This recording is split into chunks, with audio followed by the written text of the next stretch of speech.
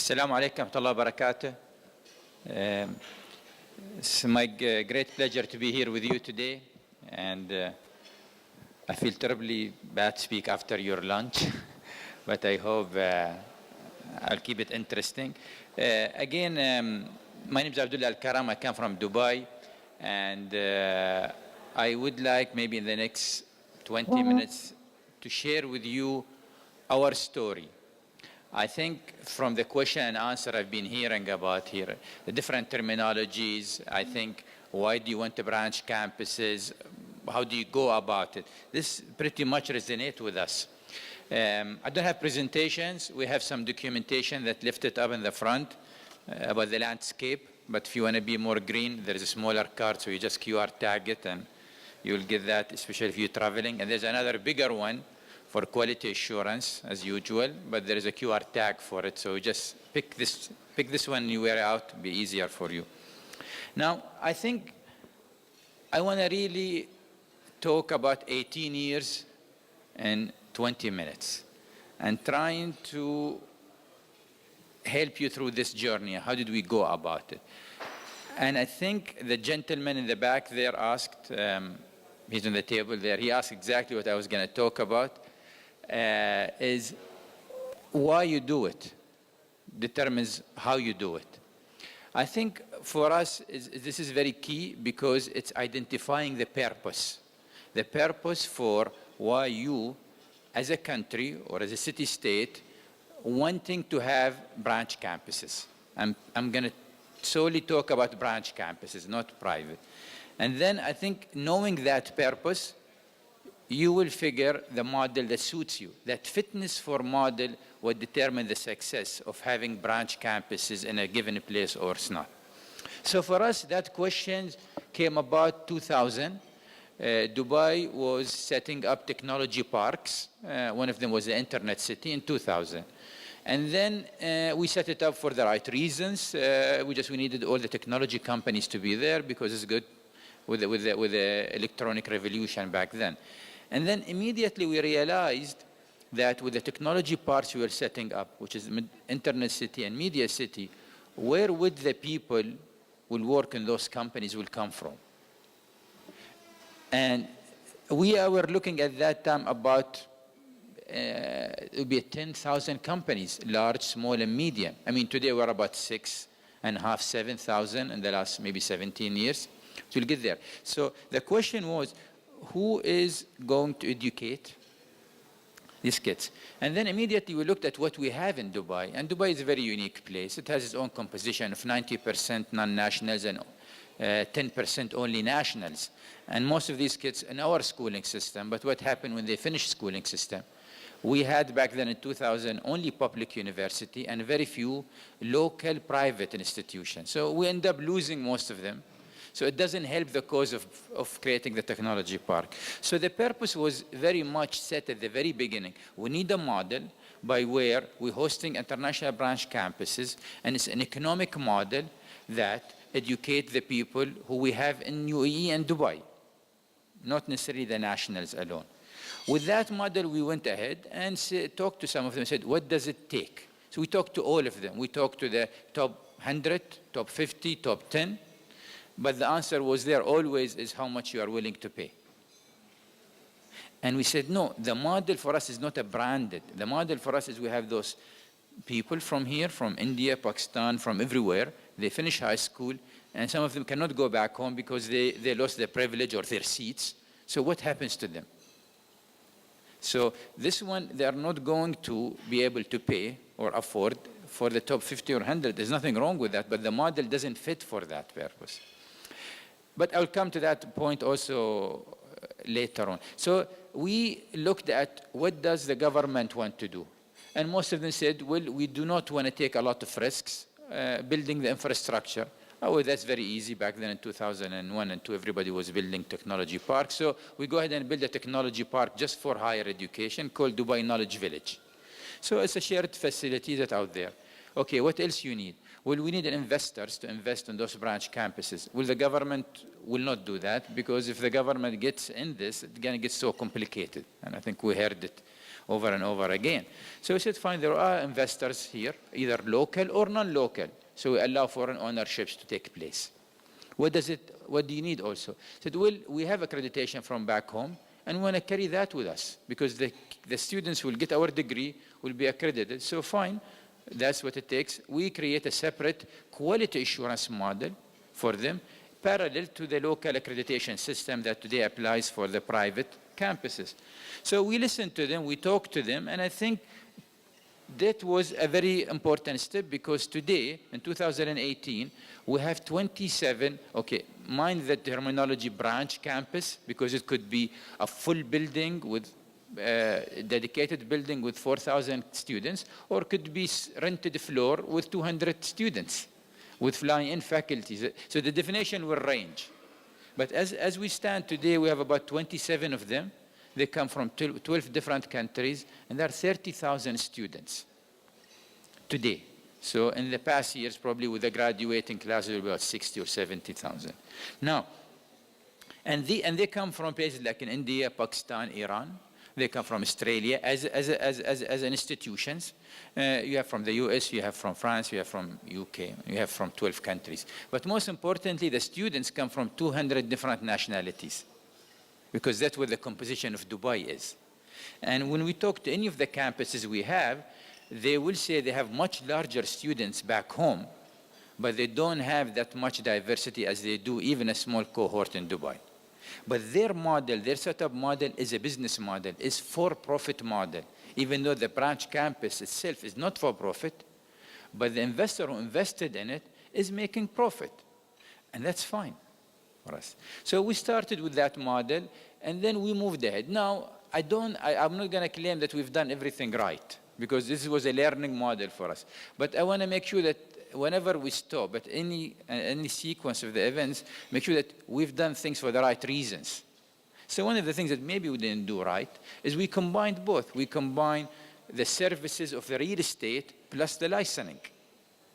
And we had to do that at the beginning in 2003 because we did not have a separate bodies. So actually I was in charge for both, leasing the space and at the same time issuing the academic license. But it was done for the right reason, because we need at that point of time not to handicap these institutions from getting off the ground. But what happened in 2007, the government of Dubai decided to create equivalent of State Department for private education, which called Knowledge and Human Development Authority, which is my current job. And in there we said, okay, your job is only to regulate private schools and private universities, especially the branch campuses and the free zones. Now, why is that? Because Dubai has 90% of the kids in Dubai are in private schools. There are over 17 different curriculums, and we have 30,000 kids are international branch campuses from 12 different countries. So we have to adopt a very much for business model and look at it from that perspective, because most of the kids are in this system are not nationals, and they are there in Dubai by their choice. And we have to give them the wider choice, and they have to choose what quality means to them. And when that happened, we sort of separated the regulation arm from the real estate and the service component. So it took about 4 years later to do that. Once we've done that, we said, okay, how do we tighten the control of the quality? So we met with the campuses, and then as a result, we created what we call UKAB, which is University Quality Assurance Advisory Board. It's an advisory board made of mainly the head of quality assurances like WASC, TEX, QA from UK. From whoever we have their campuses, we make sure one of their quality assurance agencies sits in this board. And the purpose of this board is two things. Look at any new universities coming in and to ensure that their program they are bringing is almost, not exactly, is going to be as good as the one they have home. And second, periodically follow up on that one. So our idea was mainly a passported model, because the kids who were interested in those branch campuses, they are interested in a degree that is not locally accredited. They are interested in a degree that they can travel with it. Yes. And that was a very important point, because when we started this concept, we faced difficulties because the local accreditation will not accredit the branch campuses. I said, well, we will leave it to the supply and demand. We will leave it to the provider if they want to, and we leave it to the students. and slowly picked up because most of these students are not nationals and most of them are going to work in the private sector. And there was nothing preventing the private sector from hiring a degree that doesn't have a stamp on it.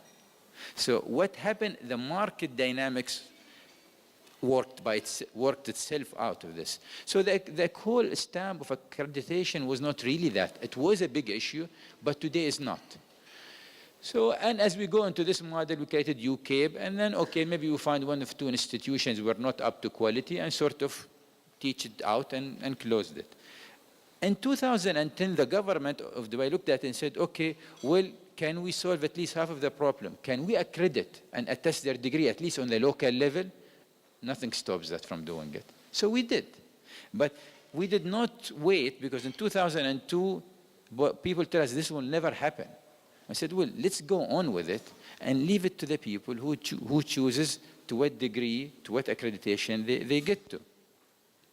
As we got in 2010, a law passed by attesting those degrees, at least on a Dubai level. Now we continue to go on. And then in 2015, the government of Dubai, as you know, it's mainly service government. We make our revenue from the services. Less than 5% of government of Dubai revenue come from oil, 95% from services, and a lot of it about importing and exporting. And tourism is a big agenda because we have 10 million tourists, 2015, for a city that's population of under 3 million. The government came up with a target to double from 10 million to 20 million in the next 6 years, leading up to the Expo. So the first question is, how are you going to double 10 million to 20? Most of the tourists we have today are your leisure tourists and your business tourists.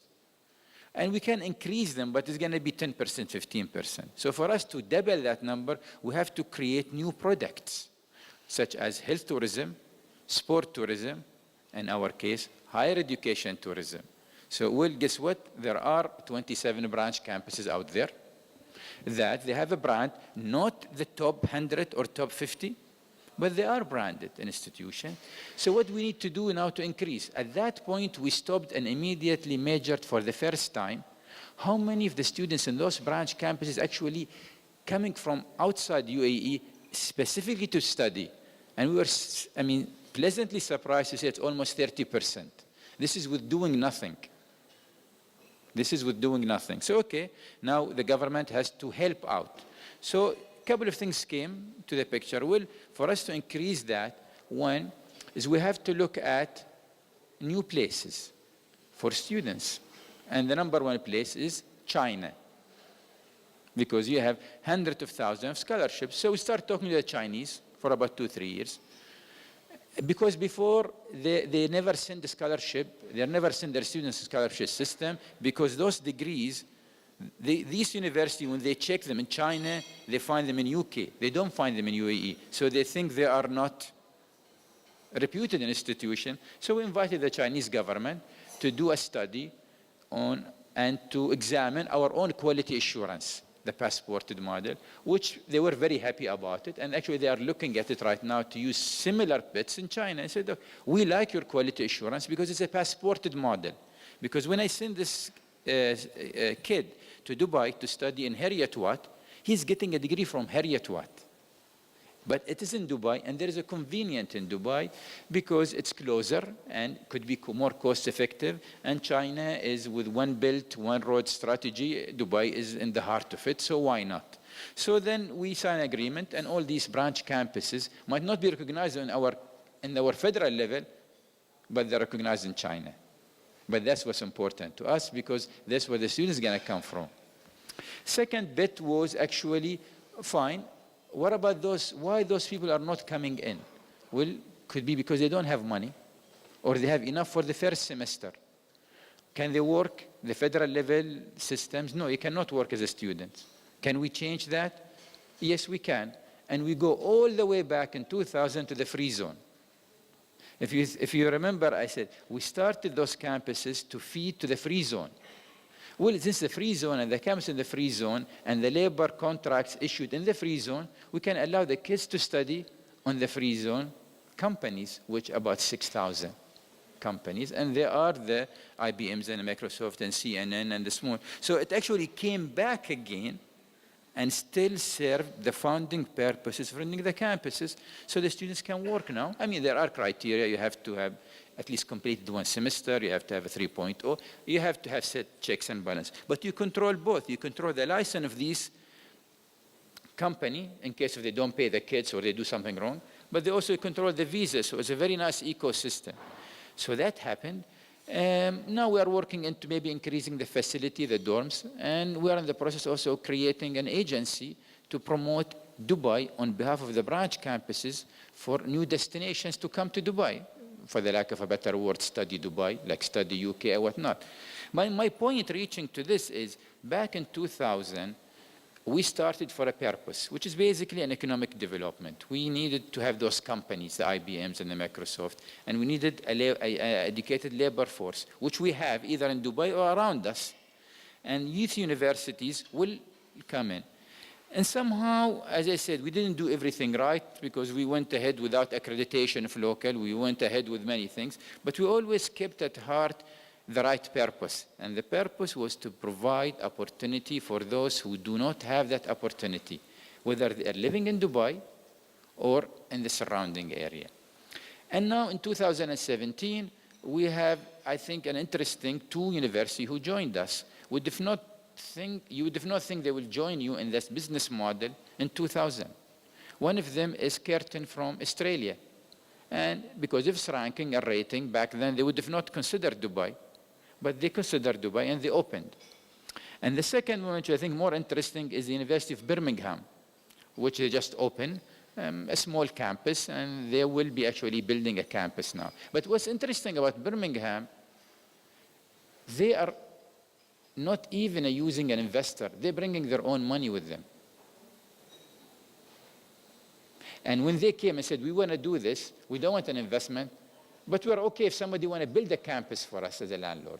And we had everybody right and left trying to apply for a tender. But if you think about it, this would have not happened in 2002. And why this is happening? Because I think when you get, I don't want to say a large number, but significant number of branch campuses, significant number of student body, I think the ecosystem starts to work. And then you learn with them. And as we stand today, these numbers are growing. They are getting wider recognitions. And we are serving. And I always, look back at my work in branch campuses. And I said always, what if on that meeting in 2000, where I was told these branch campuses will not be legitimate and will not be accredited, what if I said, okay, let's move on, let's don't do that? Where would the 30,000 students today will be studying at? They might not be studying in the top 5. But the top 5 come with a price tag. So you have to be also thinking about how much that would cost you. So today is providing opportunity, and I think this is what Dubai is all about, because most of the people who are in Dubai are in it because of the choice. And the government makes sure there is a choice, and the role of government is two things. One is we ensure the quality, not to the top golden standard, but to ensure the quality of the standard that the market is ready for, the market wants. Second is we make sure as a government we report on data. How good are these schools? How good are these universities? And put that information in the public domain. How the operator, how the student react to it, it will vary from one time to another. But I think from our history, this has been sort of the learning lesson for us as a regulator. When you work in the government, you need to find out their purpose. And that purpose should have not change. That stays forever. Now, how you go about the purpose, you might not figure it all out, but you have to make sure that, okay, let's do this now. I'm not quite sure what will happen, but let's cross this bridge, and let's cross this bridge, and let's cross the bridge. And before you know it, a lot of the questions that we didn't have an answer for in 2002 get answered automatically by the system. And I find that that's very important, and I think I do share this story wherever I go, whether in Malaysia, whether in China, whether around the SMDs, because I find it's very important that you need to find the fitness of the purpose before you go on the model of wanting the top 20 or wanting to partnership or wanting to have it joint program or dual degrees. There are so many models, and there is so more models coming up. But know your purpose very well and stick to it, because then, no matter what changes comes around you, that will never change for you. So again, I hope our story is useful. And it's very basic, it's very straightforward. I think I've seen many of you in Dubai before, and if you come around next time, let us know. All the data, all the manuals about everything is available online, so when you get a chance, get to download that one. I thank you for giving me this opportunity to be with you today.